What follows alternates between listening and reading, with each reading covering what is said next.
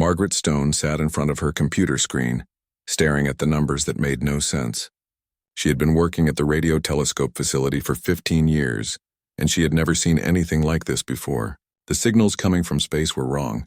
They were too organized, too perfect to be natural. She picked up her phone and called Peter Walsh at the military base. Her hands were shaking as she waited for him to answer. "Peter, you need to see this right now," she said. "Something is coming." Peter tried to calm her down. He told her that space was full of strange signals. But Margaret knew this was different. She could feel it in her bones. Something terrible was about to happen. 20 minutes later, the sky above Los Angeles began to change. People stopped on the streets and looked up. The morning sun seemed to dim as something massive blocked its light. A ship, bigger than anything humans had ever built, appeared out of nowhere. It was dark and covered with strange lights that pulsed like a heartbeat. Within seconds, more ships appeared over New York, London, Tokyo, and Moscow. They hung in the sky like dark clouds, silent and waiting. People screamed and ran. Cars crashed into each other as drivers forgot to watch the road. The world stopped moving as billions of people looked up at the visitors from space. Jake Morrison was on his ship in the middle of the Pacific Ocean when the alert came through. He was a commander in the Navy, and he had been training his whole life for war. But not this kind of war. Nobody had trained for this. "All hands to battle stations," he shouted into the radio. "This is not a drill." His crew moved fast. They had been together for 3 years, and they knew what to do. But Jake could see the fear in their eyes. They were looking at something impossible, and they all knew that their guns and missiles might not be enough. In Washington, President Helen Carter sat in the underground room beneath the White House. Around her were the most important military leaders in the country. General Richard Boyd stood by the wall, his face tight with worry. Secretary Linda Hayes kept making phone calls, trying to get information from around the world. "What do they want?" the president asked. Nobody had an answer. The alien ships just floated there, doing nothing. They did not try to talk. They did not attack. They just waited. 6 hours passed. People hid in their homes. The streets became empty. Everyone was watching television, waiting to see what would happen next. Scientists tried to send messages to the ships, but there was no response. The military prepared for the worst, moving soldiers and weapons into position around the cities. Then, without warning, the attack began. Beams of blue light shot down from the ships. But they did not destroy buildings or kill people. Instead, they created walls, giant walls of shimmering energy that surrounded entire cities. Within minutes, Los Angeles was trapped inside a dome of light. Then New York, then London. One by one, the biggest cities on Earth were sealed off from the rest of the world. Amy Carson was flying her fighter jet toward Los Angeles when she saw the barrier go up. She was a lieutenant in the Air Force, and she had always wanted to see action. Now she was going to get her wish, but it was not what she had imagined. "Command, I can see the barrier," she said into her radio. "It looks solid, like a wall made of light. Try to make contact," the voice on the radio said. "See if you can get through." Amy flew closer. The light was beautiful in a terrible way. It moved like water but stayed in place like stone. She reached out with her wingtip and touched it. Her plane shook hard. Alarms went off in her cockpit. "Negative contact," she reported. "The barrier is solid. Nothing is getting through." Inside Los Angeles, people ran to the edges of the city. They pushed against the light walls, but their hands just bounced off. Some people cried. Others screamed. Children called for their parents. Everyone was trapped, and nobody knew what was going to happen to them. The world outside tried everything. They shot missiles at the barriers, but the weapons just exploded against the light. They tried to dig under them, but the barriers went deep into the ground. Nothing worked. The aliens had locked away millions of people, and there was nothing anyone could do about it. Then the smaller ships came. They flew down from the big ships and went through the barriers like they were not even there. These ships were different. They looked alive somehow, like giant insects made of metal. They flew through the streets of the trapped cities, looking at everything. Amy and her squadron tried to fight them. They chased the alien ships through the sky, firing their missiles and guns. A few of the alien ships went down, trailing smoke and fire, but most of them were too fast, too strange. They moved in ways that should not be possible, turning and spinning like leaves in the wind. "I hit one," Amy shouted. "It is going down." But then 3 more alien ships came at her from behind. She pulled her plane hard to the left, trying to escape. Her wingman was not fast enough. She saw his plane explode in a ball of fire. He did not even have time to scream. Amy made it back to base, but half of her squadron did not. She sat in the debriefing room and told them everything she had seen. The generals and scientists wrote down every word. They needed to know everything about the enemy if they were going to have any chance of winning.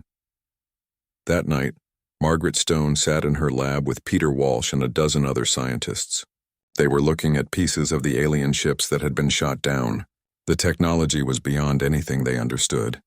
It looked like it was grown instead of built, with circuits that seemed alive. "This is not good," Peter said.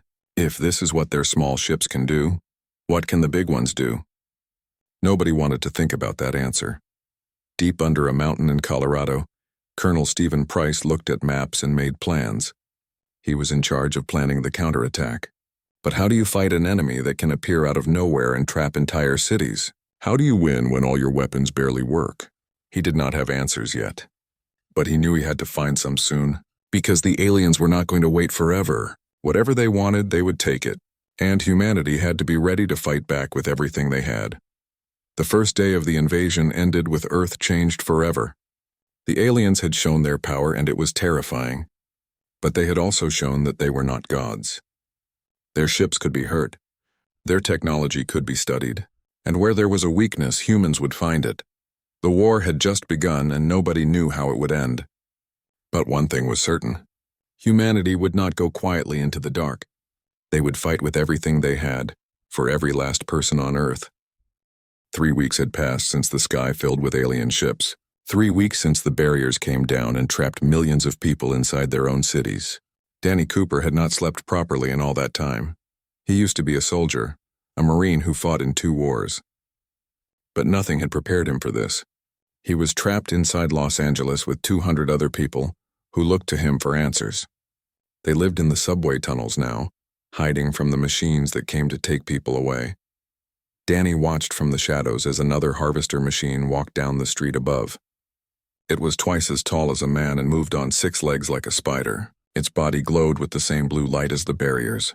Every few hours, these machines came through the city, searching for humans. When they found someone, they grabbed them with metal arms and took them away. Nobody knew where the people went. Nobody came back. "Stay quiet," Danny whispered to the others. "Do not move until it passes." The machine stopped right above their hiding spot. Its light swept across the street, searching.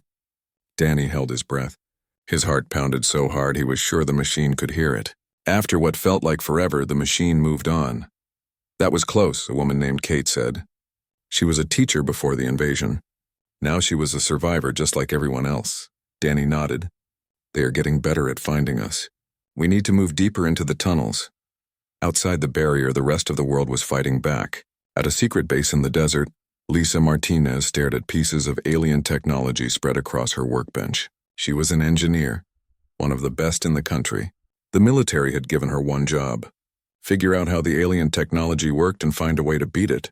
"It is like nothing I have ever seen," she said to her team. "The metal is not really metal. It is alive somehow. It repairs itself. It grows." She touched one of the pieces with a probe and it sparked with electricity. The readings on her computer screen jumped all over the place. But in those numbers, she saw something important. A pattern. A rhythm. "Wait," she said.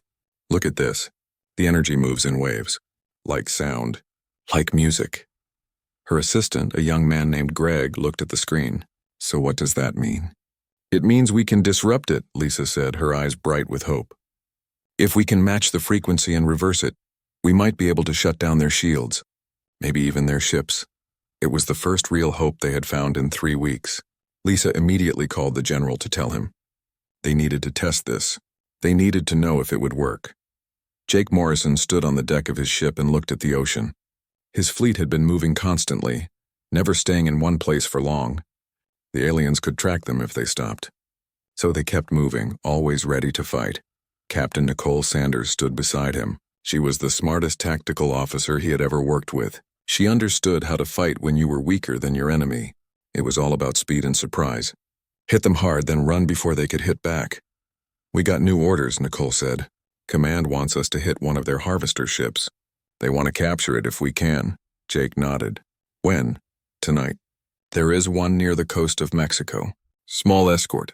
We might have a chance. It was a dangerous plan. But sitting still and watching the aliens take people was worse. At least this way they were doing something. Inside New York, a man named Charles Bennett was doing something that most people would think was crazy. He was studying one of the aliens. Not a machine, but an actual alien. A living creature that the resistance fighters had managed to capture during a raid. The alien was small, about the size of a cat. It had 6 legs and a body covered in hard plates. Its head was mostly eyes, big and dark. It did not make sounds, but Charles had seen it communicate with the machines using flashes of light. "You are not just animals, are you?" Charles said to the alien. It did not answer, but its eyes followed him as he moved. He had been taking samples, studying its biology. What he found scared him more than anything else. The alien was changing the air. Every time it breathed, it took in oxygen and breathed out something different. Nitrogen, mixed with other gases that humans could not breathe. Charles ran to his computer and checked the atmospheric readings from around the city. His hands shook as he saw the numbers. The oxygen levels were dropping. Not fast, but steady. In a few months, humans would not be able to breathe the air anymore. "They are changing our world," he whispered. "They are making it theirs." He had to tell someone. He had to warn them. The aliens were not just taking people. They were taking the whole planet. President Carter sat in her underground office and listened to the reports. None of them were good. The aliens were getting stronger. More ships were arriving every day. The barriers around the cities were holding strong, and now they had confirmation that the air was being changed. General Boyd stood in front of her with maps and numbers. "We are losing," he said. "Not quickly, but we are losing. We need something big, something that can turn this around." "What about the engineer?" the president asked. "The one working on their technology?" "Lisa Martinez. She thinks she found a weakness in their shields, but we would need a lot of power to make it work. More power than we have." The president thought for a moment. What if we did not try to take down their big ships? What if we went after their ground forces? The harvesters. If we can free the people in the cities, we can fight back with real numbers. Boyd nodded slowly. It could work, but we would need to coordinate. Hit multiple cities at once, make them spread their forces thin. "Then that is what we do," the president said. "Get me every resistance leader inside those barriers. We are going to show these aliens that humans do not give up." That night, Jake Morrison and his team attacked the harvester ship off the coast of Mexico. The battle was short but fierce. Nicole had planned it perfectly. They came at the alien ship from 3 sides, hitting it with everything they had. The harvester's shields held for a few minutes, then failed. The ship crashed into the ocean, and Jake's people pulled it onto their deck before the alien reinforcements could arrive. Inside the wreck, they found something terrible. Cages, hundreds of cages, each one holding a human prisoner. Some were alive. Many were not. The ones who were alive looked like they had been experimented on. Change somehow. Get them to medical, Jake ordered, and get that ship secured. We need to know what they were doing to these people. Back in Los Angeles, Danny Cooper received a message through the Resistance Network. It came from the president herself. There was going to be an attack. A big one. Every city at the same time. They were going to destroy the machines that were changing the air. The terraforming machines. Danny gathered his people. "We have been hiding long enough," he said. "It is time to fight back. Tomorrow night we hit them with everything we have." Kate looked scared. "We are just 200 people. They have machines and weapons." "We are not alone," Danny said. "Every city is rising up at the same time. Los Angeles, New York, London, Tokyo, everywhere. We are going to show them that they picked the wrong planet to invade." The next evening came fast. Around the world, resistance fighters emerged from their hiding places. They had guns and explosives. They had determination and rage. They had spent 3 weeks watching their friends and family get taken. Now it was time to take something back. Danny led his team toward the nearest terraforming machine. It was huge, the size of a building, sitting in what used to be a park. Alien guards surrounded it, but Danny had a plan. They had been studying the guards for days. They knew their patterns. "On my signal," Danny whispered. The attack began at exactly midnight. In 12 cities around the world, humans struck at once. Explosions lit up the night. Gunfire echoed through empty streets. The aliens had never seen humans fight like this before. They were caught by surprise. Danny's team fought through the guards and reached the terraforming machine. They placed explosives all around it, then ran for cover. The explosion was massive, sending pieces of alien technology flying through the air. The machine fell apart, its lights going dark. All across Los Angeles, people cheered. They could see the explosion from miles away. It was proof that the aliens could be hurt, that humanity could fight back. But the victory came with a price. The aliens responded with terrible fury. Their ships opened fire on the resistance fighters. Buildings exploded. Whole blocks burned. Thousands of people died in the counterattack. Danny was caught in the blast from an alien weapon. The last thing he saw before everything went dark was the terraforming machine, destroyed and smoking. At least they had done that much. At least they had struck back. 2 months had passed since the aliens first arrived. The world looked different now. The sky had a strange color, almost purple in places. The air was thinner, harder to breathe. People wore masks when they went outside, filtering the air so they could survive. Lisa Martinez stood in her laboratory looking at the numbers on her screen. They were bad, very bad. The aliens had slowed down their terraforming after the attacks, but they had not stopped. Earth was dying one breath at a time. Her calculations showed that humans had maybe 6 months left before the air became completely unbreathable. "We need more time," she said to nobody in particular. Her team had been working around the clock, trying to understand the alien communication device they had captured. It was their biggest prize from the raids, an intact piece of technology that might let them talk to the invaders. Henry Park sat at the computer next to her. He was a language expert, someone who understood how words and meaning worked. For weeks he had been listening to the alien signals, trying to find patterns, trying to find meaning in the strange sounds and lights that the aliens used to communicate. "I think I have something," Henry said suddenly. "Look at this pattern. It repeats every few minutes. It might be a name or a title." Lisa came over to look. On the screen, waves of sound formed shapes that almost looked like words. "Can you translate it?" "I can try." "Give me a few more hours." Those few hours turned into days. But slowly, piece by piece, Henry began to understand the alien language. It was not like any human language. It did not use sounds in the same way. But there were patterns, rules. And where there were rules, there could be meaning. Finally, Henry called everyone together. His face was pale and his hands shook as he showed them what he had learned. "They call themselves the Collective," he said. "And they are not invaders." "Not exactly. They are refugees." The room went silent. Nobody knew what to say. "What do you mean, refugees?" General Boyd asked. He had come to the lab to hear the report himself. Henry pulled up more data. "Their galaxy is dying. Some kind of cosmic event that is destroying stars.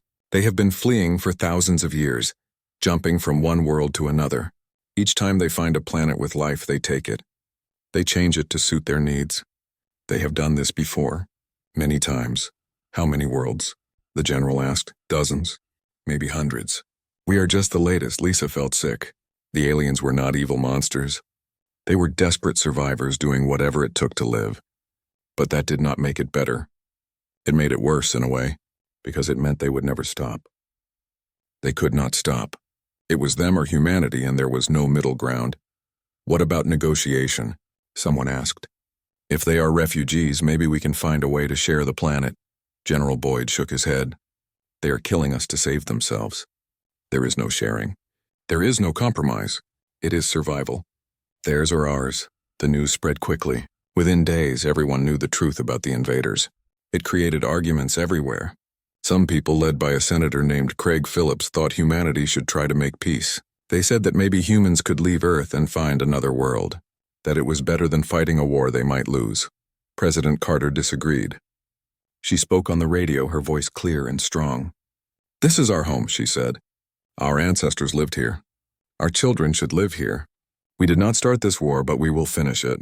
We will fight for every breath of air, for every inch of ground, and we will win, because we have no other choice." In Los Angeles, Danny Cooper woke up in a makeshift hospital. His whole body hurt. The alien blast had nearly killed him, but somehow he had survived. Kate was there when he opened his eyes. "You have been unconscious for 3 days," she said. "We thought we lost you." Danny tried to sit up and immediately regretted it. Pain shot through his chest. "What happened? Did we win?" "We destroyed 8 of the 12 terraforming machines," Kate said. "But the cost was high. Thousands died. The aliens hit back hard. Danny closed his eyes. 8 out of 12. It was not enough. The aliens could rebuild. They had time. Humans did not. What is our next move? He asked. Kate looked away. There might not be a next move. The aliens know about our resistance networks now. They are hunting us. Every day more people get caught. We are running out of places to hide. But Danny was not ready to give up. He had been fighting his whole life. He knew how to take a hit and get back up. Then we changed tactics. We stop hiding and start hitting them harder, make them afraid of us. Far out in the Pacific, Jake Morrison stood on the bridge of his ship and looked at a strange message on his screen. It had appeared an hour ago, coming from somewhere near the moon. It was not from the aliens. It was not from any human technology either. It was something else, something new. What do you make of it? Nicole Sanders asked. She was looking at the same message, trying to understand what it meant. I think we have another player in this game, Jake said. The question is, are they friendly or not? The message was simple. 3 words in English. We can help. Jake made a decision. Send a response. Tell them we are listening. Within hours, a new signal came back. This time it was more detailed. It gave coordinates. A place on the dark side of the moon where no human had ever been, and an invitation. Come and see what we have to offer. President Carter had to make a choice. Should they trust this new message? It could be a trap. It could be another enemy. But it could also be the help they desperately needed. Send a team, she ordered. But send our best. If this is real, we need to know. If it is a trap, we need someone who can get out. Lisa Martinez volunteered to go. She was a scientist, not a soldier. But she was the best person to understand any new technology. Jake Morrison would take her there on his ship, along with a small team of specialists. They would leave in 3 days. During those 3 days, the war continued. The aliens sent more harvesters into the cities. Danny and his resistance fighters hit back wherever they could. Every day was a battle. Every night was filled with fear. Senator Phillips and his group made their move during this time. They tried to contact the aliens directly, offering to surrender if the collective would let some humans leave Earth alive. They thought they were being practical, realistic.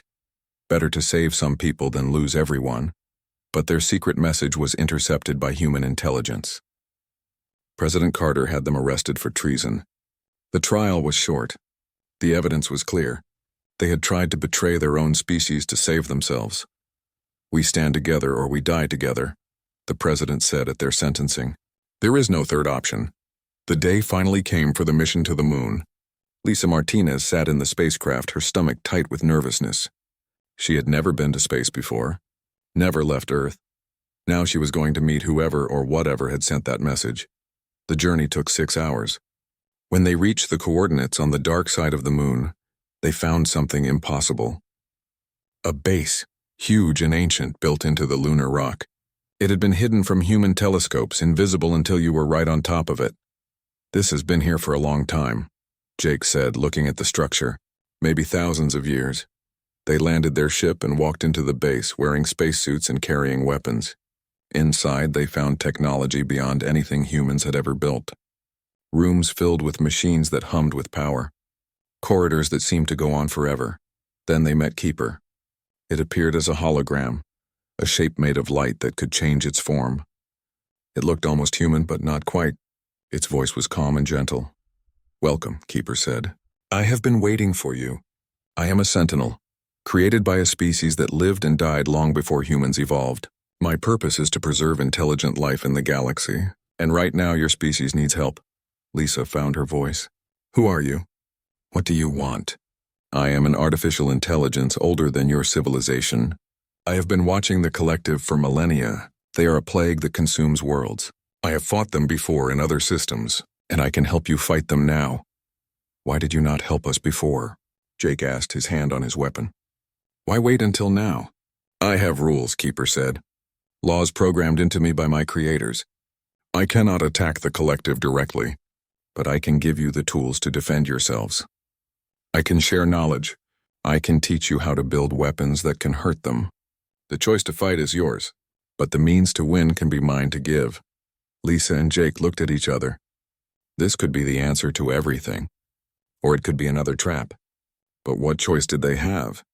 Earth was dying. Humanity was losing. They needed any advantage they could get. "What do you want in return?" Lisa asked. "Continue to fight," Keeper said. "The collective must be stopped. Not just here, but everywhere. If you win this battle, you will need to help me protect other worlds, other species. That is the price of survival." Jake thought about it for only a moment. "Show us what you have got. Show us how to save our world." Keeper's hologram smiled. "Follow me.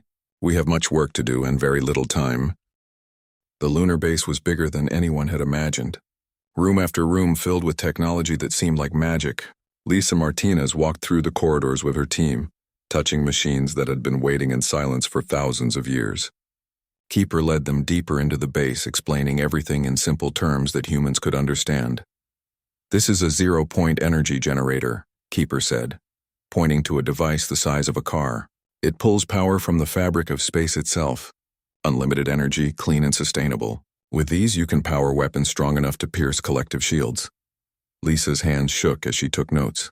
This was beyond anything human science had achieved. But it was real. She could see it working, feel the energy humming through the air.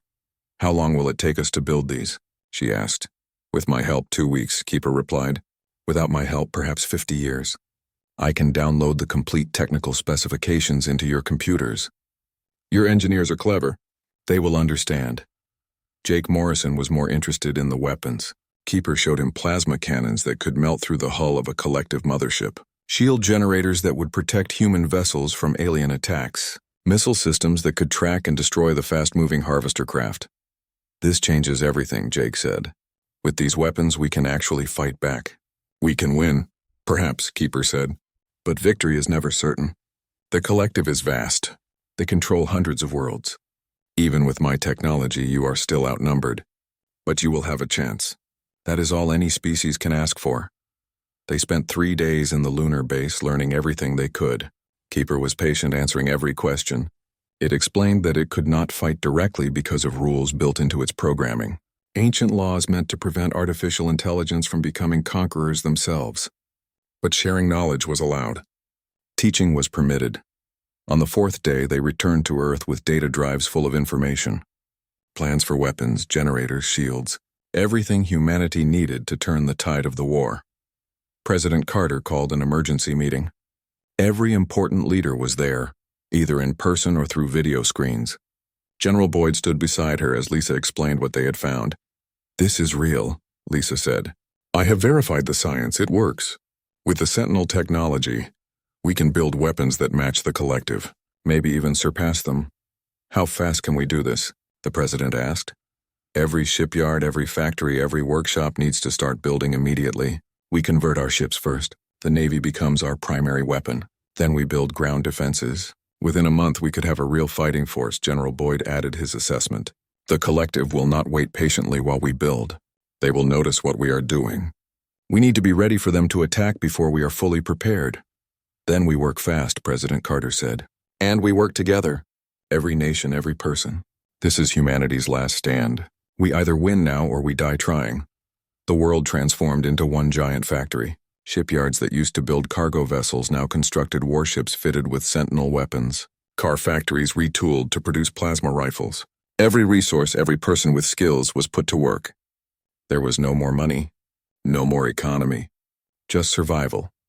Danny Cooper recovered from his injuries and returned to Los Angeles. But things had changed in the Resistance.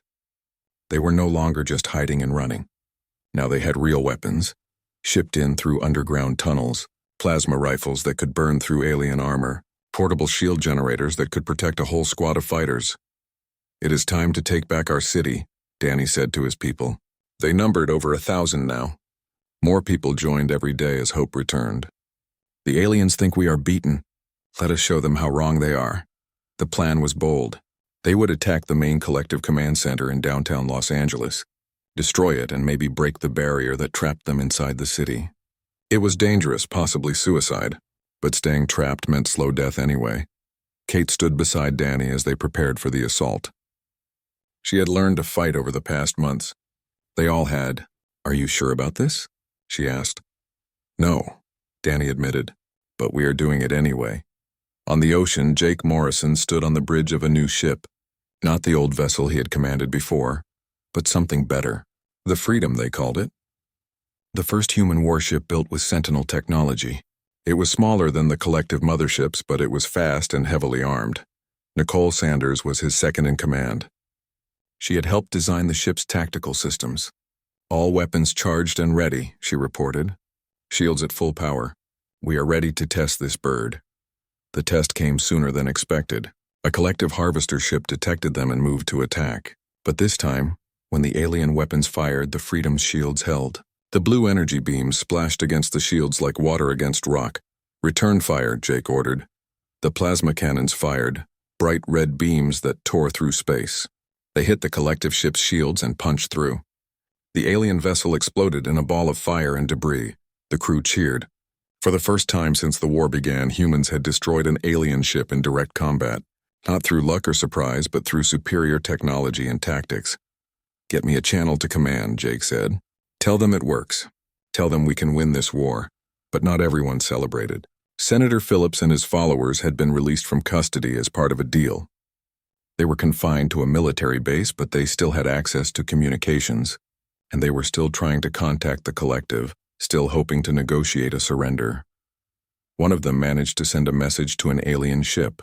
The message contained information about Earth's defenses, about the new weapons being built. He thought he was saving humanity by offering cooperation. He did not understand that the collective saw humans as nothing more than obstacles to be removed.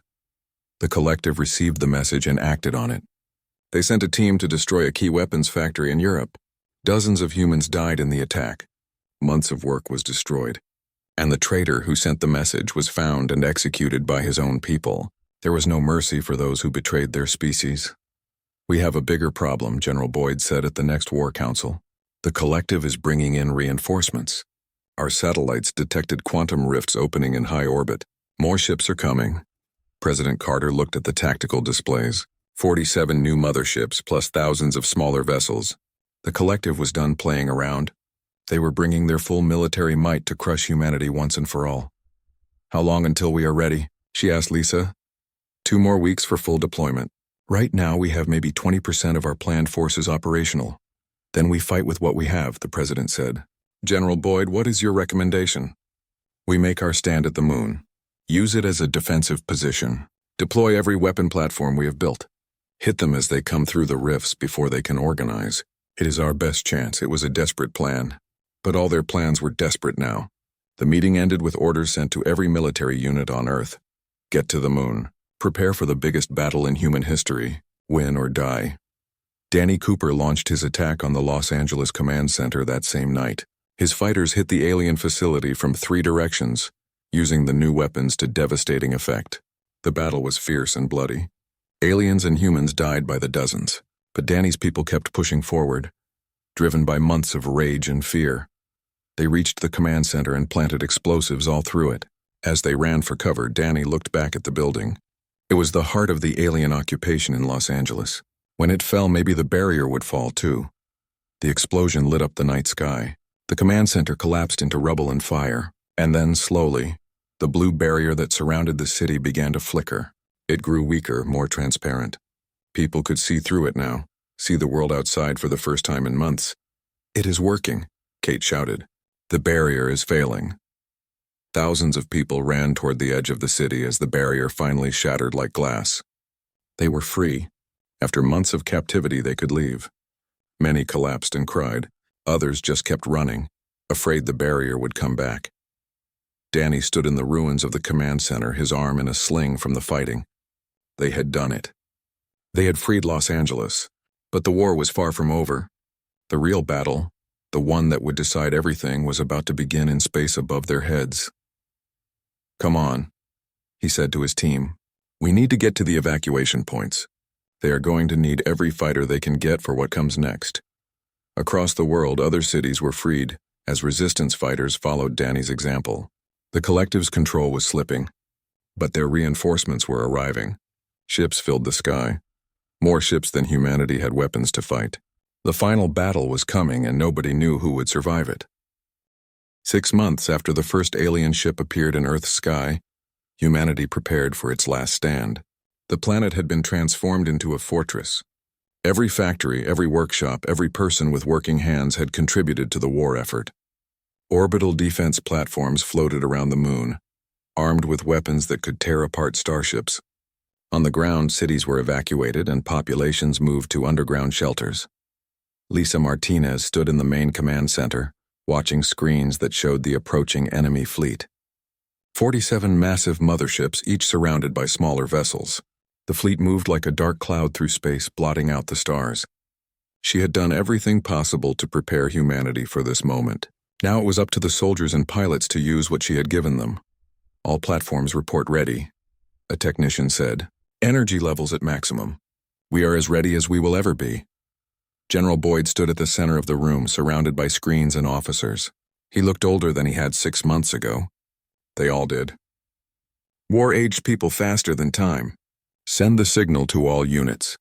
Hold position until they are in range. Let them come to us. Far above Earth, Jake Morrison sat in the captain's chair of the Freedom. Around him, a fleet of human warships waited in formation, 50 ships in total, each one equipped with Sentinel technology. It was not enough to match the alien numbers, but it would have to do. They had nowhere left to run. Nicole Sanders stood at the tactical station, her fingers dancing across the controls. Enemy fleet will be in range in 10 minutes. They are not slowing down. They think they can just roll over us. Then let us prove them wrong, Jake said. All ships charge weapons. Prepare to engage on my mark. The collective fleet came through the quantum rifts near the moon, confident and powerful. They had conquered hundreds of worlds. They had destroyed countless civilizations. Earth was just another obstacle, another planet to be taken and transformed. They did not know that this time their prey had teeth. Fire, General Boyd ordered. The space around the moon erupted with light and energy. Hidden weapons platforms opened fire all at once, creating a crossfire that caught the collective fleet by surprise. 6 motherships exploded in the first salvo, torn apart by plasma beams and missiles.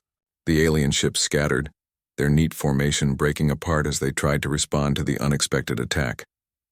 Jake led the human fleet into the chaos. All ships target the closest mothership. Concentrate fire. Take them down one at a time. The Freedom and her sister ships dove into battle like wolves attacking a herd. Their weapons blazed, cutting through alien shields that would have been impenetrable just months ago. One mothership fell, then another. The aliens were powerful, but they had never faced weapons like these before. But the collective was not helpless. They recovered from the surprise and began to fight back with devastating force. Energy beams cut through space, destroying 3 human ships in seconds. Swarms of smaller alien craft attacked the defense platforms, overwhelming their shields with sheer numbers. We are losing Platform 7, a voice reported. Platform 12 has fallen silent. The battle raged for hours. Ships exploded on both sides. The space around the moon became filled with debris and fire. Every minute, more people died. Every second counted as humanity fought for its survival. On Earth, Danny Cooper led a ground assault on alien landing sites. The collective tried to establish beachheads, sending troops and machines down to the surface. But Danny and thousands of fighters like him met them with plasma rifles and explosives. The battles were brutal. Fought street by street, building by building. They just keep coming, Kate shouted over the sound of gunfire. She was beside Danny, firing at a harvester machine that was trying to break through their line. Then we keep fighting, Danny yelled back. He threw a grenade that exploded against the machine's legs, sending it crashing down. We hold this line no matter what. In Los Angeles, in New York, in London, and Tokyo, and Moscow, humans fought with everything they had. They fought for their homes, for their families, for their right to exist. The aliens were strong, but humans had something the collective did not understand. Desperation. Humans had nowhere to retreat to. This was their only world, and they would die before they gave it up. Back in space, Jake Morrison saw his chance.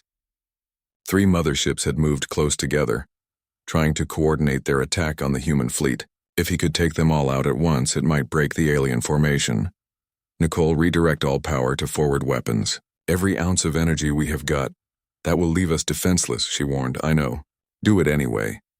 The Freedom charged straight at the 3 motherships, all weapons firing at maximum power. The plasma beams burned bright enough to light up the dark side of the moon. They hit the first mothership and punched clean through, causing a chain reaction that tore the massive vessel apart. The explosion caught the second ship, damaging it critically. The third ship tried to move away, but it was too slow. The Freedom's missiles found their target, and another alien mothership died in fire and fury. But the move cost Jake everything. Without shields, the Freedom was exposed. Alien weapons tore into the ship, ripping through armor and systems. Explosions rocked the vessel. Alarms screamed throughout the corridors. "All hands, abandon ship," Jake ordered. "Get to the escape pods, move."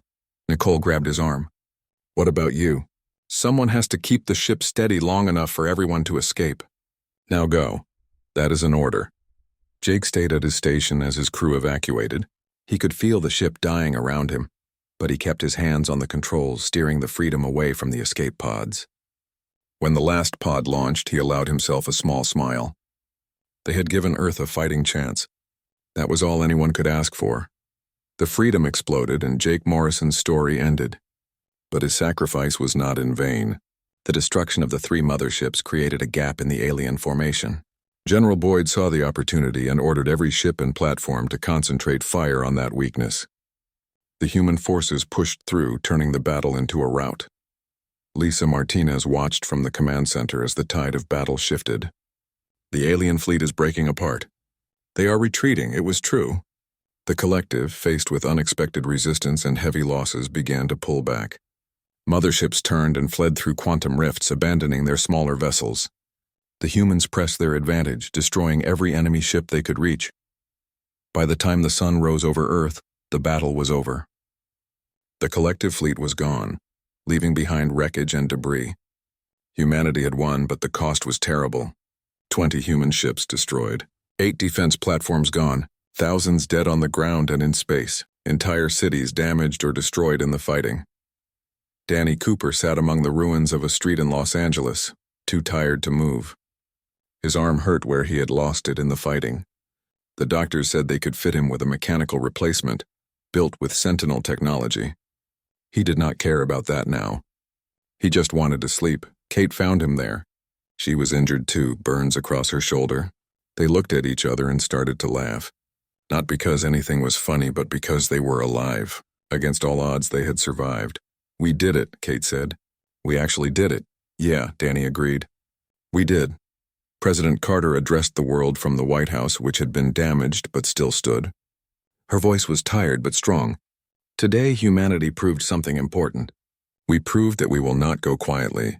We proved that we will fight for our home with everything we have. The collective came here thinking we were weak, thinking we would be easy to conquer. They were wrong." She paused, letting her words sink in. "But this war is not over. The collective still exists. They still control other worlds. And they will come back someday, stronger and more prepared. So we must be ready. We must rebuild. We must become stronger, not just for ourselves, but for all the other worlds out there that the collective threatens." In the lunar base, Keeper's hologram appeared to Lisa Martinez and her team. "You have done well," it said. "Better than most species do when faced with the collective. You have earned your place in the greater galaxy. What happens now?" Lisa asked. "Now you rebuild." "I will help. My technology is yours to use. And when you are ready, when Earth is strong again, I will ask for your help in return. There are other worlds that need defending, other species that need a chance to survive. Will you help them?" Lisa thought about Jake Morrison, who had died giving Earth that chance. She thought about the thousands of others who had sacrificed everything. "Yes," she said. "We will help. That is what humans do." Months passed. Earth began to heal. The atmospheric damage was reversed using Sentinel technology. Cities were rebuilt better and stronger than before. The orbital platforms were expanded and improved. Humanity's first true warships were constructed, designed from the beginning to fight among the stars. Danny Cooper stood on the bridge of one of those ships, the Defiance. His mechanical arm moved perfectly, responding to his thoughts as smoothly as his original had. He was in charge of ship security now, responsible for training the crew in ground combat. Beside him, Lisa Martinez oversaw the engineering section. She had been promoted to Chief Technology Officer for all of Earth's military.